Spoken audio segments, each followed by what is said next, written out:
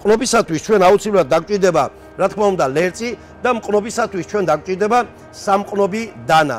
დანა ეს უნდა იყოს უჟანგავი მასალისგან, ფოლადისგან წარმოებული მეტალი, ძალიან ალესილი, ძალიან თხელი ისეთი პირით, იმიტომ რომ ვაზის ლერწის ან კვირტის აჭრის დროს დანამ ფხა არ უნდა დაიტოვოს და ვაზის გულგული არ უნდა დააზიანოს, რომელსაც შემდეგ ჭრილში ვნახავთ ეს გულგული ახლოს არ უნდა დაზიანდეს და კვეთვა და ჭრა უნდა იყოს ძალიან როგორც სამართებელივით დაახლოებით ასეთ დონეზე უნდა იყოს ალესილი დანა. ამას რომელსაც განსაკუთრებული მნიშვნელობა აქვს მყნობისათვის. რაც შეეხება უშუალოდ მყნობის ტექნიკას, კვირტიდან აჭრა ხდება დაახლოებით სანტიმეტრი ნახევარი 2 სანტიმეტრის დაახლოებით აი ამოდენა კვირტის შემთხვევაში ვიღებთ ამოდენა ნაწილს, რაც უნდა დაემყნას შემდგომ ჩვენთვის სასურველ საძირეზე. საძირე შეიძლება იყოს 2 მუხლიანი ან მას მესამე მუხლიც ჰქონდეს. ზოგადად აღმოსავლეთ საქართველოში უფრო რახან ნიადაგები შედარებით დასავლეთ საქართველოსთან შედარებით უფრო მშრალი ნიადაგური კლიმატური პირობებია, იქ საძირეები არის 3 მუხლიანი ანუ 3 კვირტიანი, რომ ღრმად მოხდეს ნიადაგში შემდგომ გაშენების დროს, ხოლო დასავლეთ საქართველოში 2 მუხლიანი საძირეებიც კი საკმარისია და მესამე მუხტას შორისში ხდება ვაწარმოებთ მყნობას. მყნობის ტექნოლოგია არის შემდეგნაირი. პირველ რიგში საძირეზე ვაწარმოებთ ჭრილობას.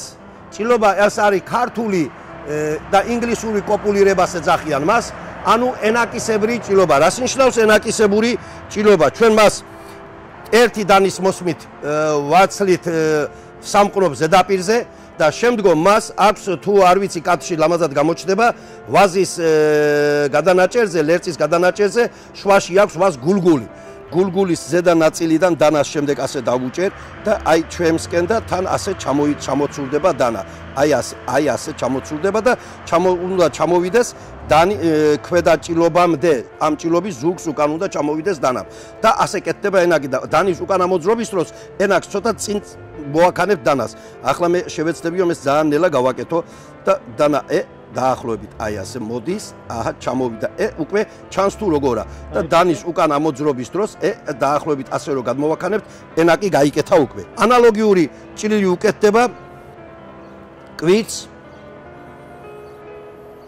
რა თქმა უნდა, დანის ერთივე მოსმით და ანალოგიურად ხდება მასზე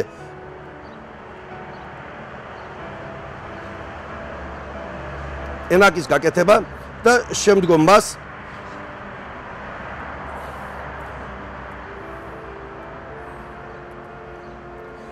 ვაერთებთ საძირეზე. ეს არის უკვე ნამყენი.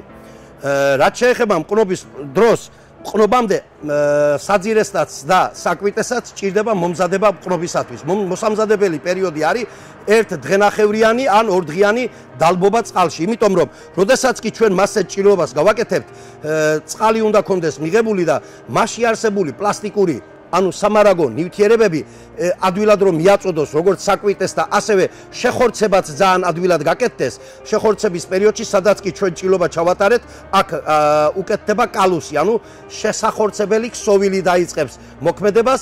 როდესაც ნამყენი დასრულდა, თუ ჩვენ მას ვაწარმოებთ მოყვარული მევენახეები და თქვათ 10 ძირი, 20 ძირი სიტყვაზე გასაკეთებელი, მაშინ მას ჩვეულებრივი რაფით, ძაფით, პოლიეთილენის სპეციალური ფირებია, რომლითაც მას შევახვევთ და პირდაპირ შესაძლებელია სასტრატიფიკაციო სილაში ან ნიადაგში გავატაროთ სტრატიფიკაცია, შეხორცდება და გააგრძელებს, რა თქმა უნდა, ზდას, მაგრამ როდესაც სამრეწველო დანიშნულებითა და უკვე მასშტაბებია აღებული, რომ თქვათ რამოდენიმე 1000 ძირის გაკეთება ჭირდება, იმის შეხვევა, რა თქმა უნდა, ძალიან ძნელი იქნება და ამის შემთხვევაში მიმართავენ დაპარაფინებას, ანუ დაახლოებით პარაფინირება ხდება აი ამ მონაკვეთში, სადაც შეხორცებულია. პარაფინად ჩვენ ვიყენებთ სხვადასხვა სპეციალური სანთლებია, აი ესა კალუსი უკვე ნამყენი შეუერთდა საძირეს და აი ასეთი შეხორცება გააკეთა. აქ კარგად ჩანს ორივე სანთელი, როგორც წითელი ფერის, ასევე შემდგომ ეს ღია ასე ვთქვათ მეტალისფერი სანთელი. უკვე სუბსტრატში გადარგვის პერიოდში გვაქვს ჩვენ უკვე მეორე სანთელი, უფრო შედარებით თხელია, უკვე ნაზის ანთელი ასე ვთქვათ, უფრო დაბალ გრადუსზე თბება და მას დიდი ის არ ჭირდება და უკვე კვირტი, გაღივებული კვირტიანი შეიძლება პირდაპირ ამოვავლოთ სანთელში და მოვათავსოთ შემდეგ სპეციალურ სუბსტრატში, რომელიც სუბსტრატშიც მან უნდა გამოიღოს ფესვთა სისტემა და დაფესვიანდეს.